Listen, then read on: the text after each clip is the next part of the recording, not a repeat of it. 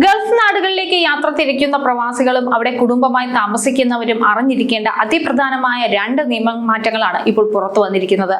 കുവൈറ്റിലേക്ക് മരുന്നുകൾ കൊണ്ടുപോകുന്നതിന് customs authority കടുത്ത നിയന്ത്രണങ്ങൾ ഏർപ്പെടുത്തിയപ്പോൾ UAE സ്കൂളുകൾ വിദ്യാർത്ഥികളുടെ മരുന്നുപയോഗത്തിലാണ് വിപ്ലവകരമായ മാറ്റങ്ങൾ കൊണ്ടുവന്നിരിക്കുന്നത്. നിസ്സാരം എന്ന് കരുതി നിങ്ങൾ കൂടെ കരുതുന്ന ഒരു വേതന സംഹാരി പോലും നിങ്ങളെ കുവൈറ്റ് വിമാനത്താവളത്തിൽ നിയമക്കുരുക്കിലാക്കാം.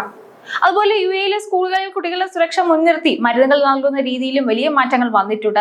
വിദേശത്തേക്ക് യാത്ര തിരിക്കുന്ന ഓരോ പ്രവാസിയും അറിഞ്ഞിരിക്കേണ്ട അതിപ്രധാനമായ ഒരു കാര്യമാണ് ഇന്ന് പറയുന്നത്. നിസ്സാരമെന്ന് കരുതി നിങ്ങൾ കൂടെ കരുതുന്ന ഒരു വേതന സംഹാരി പോലും നിങ്ങളെ വലിയൊരു നിയമക്കുരുക്കിലേക്ക് നയിച്ചേക്കാമെന്ന് ചുരുക്കം. നിയമങ്ങൾ പാലിച്ചില്ലെങ്കിൽ മരുന്നുകൾ കണ്ടുകെട്ടുക മാത്രമല്ല, വിമാനത്താവളത്തിൽ വെച്ച് തടഞ്ഞു വെക്കാനും സാധ്യതയുണ്ട്. വിദേശത്ത് നിന്ന് കുവൈറ്റിലേക്ക് എത്തുന്ന യാത്രക്കാർ കൈവശം വെക്കുന്ന നാർക്കോട്ടിക്, സൈക്കോട്രോപിക് വിഭാഗത്തിൽപ്പെട്ട മരുന്നുകൾക്ക് നിയന്ത്രണം ഏർപ്പെടുത്തി.